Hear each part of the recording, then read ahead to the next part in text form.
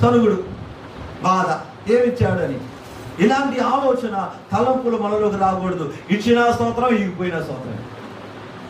అదేంటండి అంటే ఆయన మనకు రక్షణ భాగ్యం ఇచ్చాడు. అంతకంటే గొప్ప భాగ్యం ఈ లోకములో ఏది లేదు. ఆయన మనకు రక్షణ భాగ్యం ఇచ్చాడు. అంతేకాకుండా మనం ఉండడానికి ఇల్లు, తినడానికి తిండి, కట్టుకున్న బట్టలు అన్నీ ఇచ్చాడు. ఇంకేం కావాలి? దాచుకోవాలా? హల్లెలూయా, హల్లెలూయా. దేవుడు ఆయన ఇస్తున్నా కూడా ఇంకా ఇవ్వట్లేదు, ఇంకా ఇలాగా మనసులో ఆలోచనలు అన్నీ కూడా దేవుడు ఆయన దగ్గర ఆయన వింటూనే ఉన్నాడు. మనం సరవకూడదు. మనం స్తోత్రం ప్రభా ఇచ్చినందుకు, ఈరోజు ఆదాయం స్తోత్రం, హల్లెలూయా.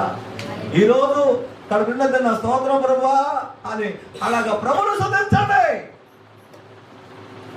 చేతి నిండా లేకపోవచ్చు, జేబు నిండా డబ్బు లేకపోవచ్చు, కానీ నీ హృదయం నిండా వాక్యం అంటే చాలు. హల్లెలూయా, హల్లెలూయా. ఈ